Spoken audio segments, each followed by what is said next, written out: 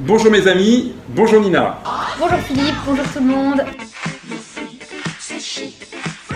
Une stat importante, sur le nombre de milliardaires dans les pays occidentaux, il y en a 50% qui n'ont pas fait d'études et 50% qui ont fait des études, ce qui prouve que les chances sont complètement égales.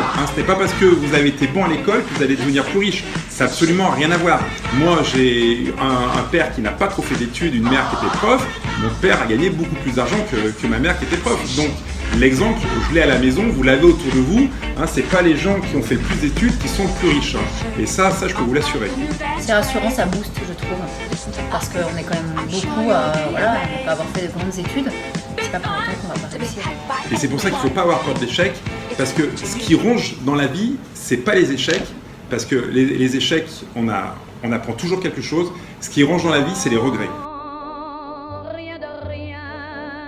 Ils ont fait une étude aux États-Unis où ils sont allés interviewer dans une maison que des gens qui étaient en fin de vie, donc des gens qui avaient moins d'un an à vivre. Et quand on leur a demandé quels sont vos plus gros regrets de votre vie, et ils ont tous dit de ne pas avoir assez essayé.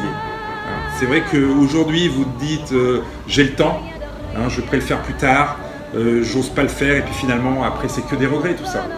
Donc, c'est que la des meilleure regrets. école, c'est le passage à l'acte. Voilà. C'est vraiment...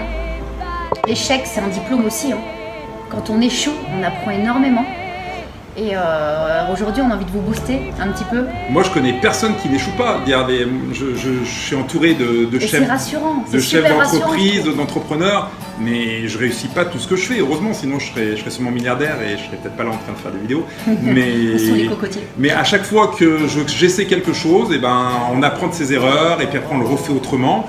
Et au moins, j'ai pas une vie où je fais toujours pareil. Je préfère avoir une vie avec des surprises et toujours tenter des nouvelles choses, comme on fait aujourd'hui avec Nina.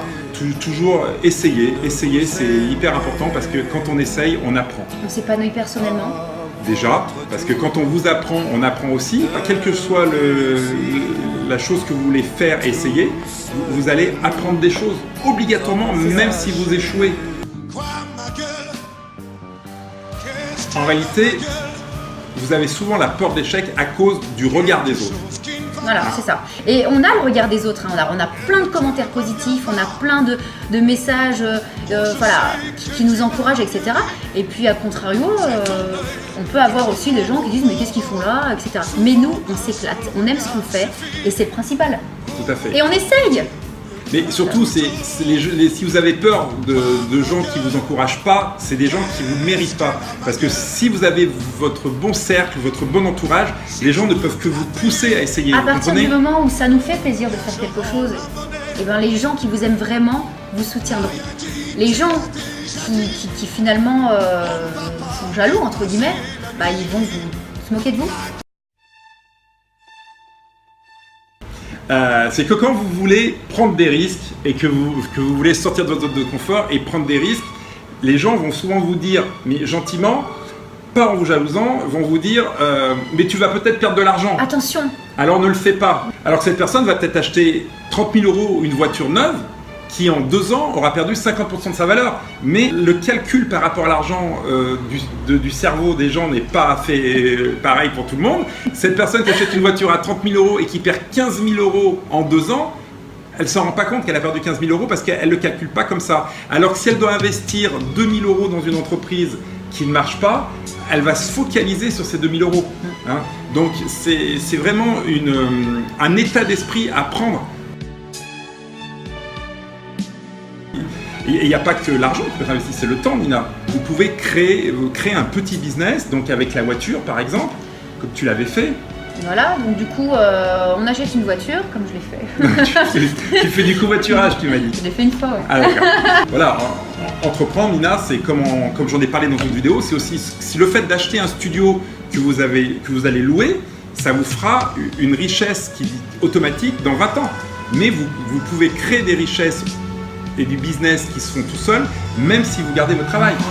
On ne demande pas à tout le monde d'être chef d'entreprise, mais les heures que vous passez devant la télé à rien faire, vous pouvez faire du sport et surtout faire du business, parce qu'il n'y a pas de mystère, il faut travailler, Nina. Toi, t'en es la preuve, tu fais combien d'heures par semaine? Je compte pas. On peut pas compter. Et quand elle travaille pas, elle fait du sport. Ouais. Donc elle entretient son corps, mais quand on entretient son corps, on entretient son esprit. L'important, c'est de toujours apprendre, toujours s'informer, et plus vous saurez de choses, plus vous aurez de chances de réaliser des choses.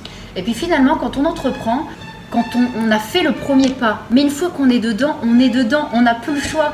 Moi, c'est ce qui s'est passé. J'ai été salariée pendant de nombreuses années, et puis à un moment donné, à force d'avoir des déceptions, je me suis mise à mon compte. Donc ce premier pas-là était très difficile, mais une fois que j'y étais, on n'a plus le choix, on y est, donc on est obligé. Et c'est ce qui fait que maintenant, voilà, je travaille pour moi toute seule, entre guillemets, et j'arrive à en vivre, et on me dit, mais t'as pas un petit boulot à côté? Non, ça y est, j'ai réussi à franchir le cap, mais j'avais eu pendant de longues années cette peur. Après, c'est sûr que si vous êtes feignant, là on peut rien faire pour vous, Nina. Le problème, c'est que si on passe, comme tu dis, du temps à regarder la télé, vous allez attendre votre retraite tranquille, vous toucherez 50% de votre salaire et vous serez malheureux et vous ne ferez plus rien. Donc ça, si vous n'arrivez pas à le comprendre, qu'il faut que vous créez vous-même votre retraite, créez vous-même des actifs, des business, des petits business. Sachez juste une chose, que si vous faites rien, si vous tentez pas, vous aurez rien. C'est pas sorcier en même temps, ce que je dis. C'est tellement évident que, au lieu de vous dire les autres ils ont de la chance, les autres ils ont réussi, c'est pas ça. Et moi j'ai pas de chance et moi j'y arriverai pas. Je suis trop vieux, c'est trop tard. Je suis une femme, j'y arriverai pas dans ce milieu-là. Voilà, c'est trop facile en fait. Bon, on va résumer les 5 points qu'on nous apprend pendant notre enfance et adolescence et qu'il faut absolument éviter, changer et oublier. 1, à toujours dire oui, donc ça, on l'a vu la semaine dernière. 2, à penser que la nourriture est un réconfort. Donc dès qu'on va pas bien, on se réfugie dans la nourriture parce que dès petit, on nous a dit c'est bien, t'as une gourmandise. Avoir peur de l'échec, donc ça c'est ce qu'on nous apprend à l'école parce qu'on stigmatise les gens qui échouent alors que échouer n'est pas un échec et échouer c'est apprendre. Hein. Et donc il y a plein de façons d'apprendre. On peut apprendre. C'est la meilleure école. En lisant des livres, en regardant des vidéos, mais on peut apprendre aussi en tentant des choses. Et même si on les échoue, au moins on a appris que cette chose-là, elle n'était pas pour nous. On a le diplôme de l'échec. L'important, c'est surtout d'essayer pour pas avoir de regrets. Voilà. Le temps de nos parents, on gardait souvent un métier toute sa vie. Oui, et du coup... Ça arrivait souvent, alors qu'aujourd'hui, les jeunes d'aujourd'hui changent de métier sans arrêt. Donc ça, c'est très bien. Parce que chaque métier, c'est une expérience. C'est ça. Et qui vous permettront peut-être après d'entreprendre. Voilà, oui, c'est une étape. Voilà. C'est important d'y passer, on y est tous passés. Tout à fait. On ne vous dit pas d'entreprendre aujourd'hui. On vous dit qu'il faut penser à entreprendre. Voilà, donc parce qu'il faut créer votre retraite. Voilà, vous pouvez rester salarié tout en faisant vos petits business à côté. Hein, parce que je comprends que... C'est ce que j'ai commencé à faire. Je comprends que vous avez besoin de la sécurité de l'emploi. Pourquoi il n'y a pas plus de femmes qui se lancent dans le business? Mais après aussi... Et comme les femmes sont moins payées que les hommes. C'est ce que j'allais dire, voilà. Il y a aussi... cette disparité, elle existe encore. Hein. Je suis désolée, on dit on est tous sous la même enseigne. Non, aujourd'hui, vous prenez un homme et une femme sous le même job, la femme gagnera moins. Donc c'est vrai que pour nous, c'est un peu plus fatigant. Et malheureusement, pour les femmes, ça nous demande toujours plus de travail qu'un homme. Je suis désolée si je froisse certains, mais parfois... Souvent, c'est la vérité. Et c'est pour ça que ça devrait vous donner plus d'envie, comme tu as fait, de créer votre business pour ne pas dépendre d'hommes qui vont moins bien vous payer, justement. C'est tellement soulageant. C'est super. Et la 5e chose qu'on nous apprend et qu'il faut vraiment s'enlever de nos têtes, que consommer, c'est réussir. Hein, c'est pas parce que votre voisin a pris un crédit sur 10 ans pour acheter une voiture neuve, c'est pas une réussite. Non, mais parce qu'en fait, on nous montre que la réussite, c'est visuel. Voilà, et c'est complètement faux. Et c'est faux, mais en même temps, je pense que vous le savez ça. Dans la réussite visuelle, il y a 50% des gens qui n'ont pas réussi en réalité. Hein. Ils vivent à crédit. Ils vivent à crédit. En fait, ou alors ils ne font pas la balance. Parce que dans la vie, pour être heureux, il faut savoir s'amuser, il faut savoir consommer. On va pas vous dire de rien acheter. Bien évidemment, il faut vivre aussi. Il faut savoir consommer et investir. Hein, parce qu'il faut penser à l'avenir. Et en plus, quand on dit investir, c'est pas spécialement en argent. Hein, c'est investir aussi en temps, investir sur vous par des formations. On se forme, on apprend, et c'est comme ça. Investir en prenant du temps à faire du sport lors d'aller à la télé et à investir à apprendre à bien se nourrir. Hein, donc un investissement sur soi est tellement important.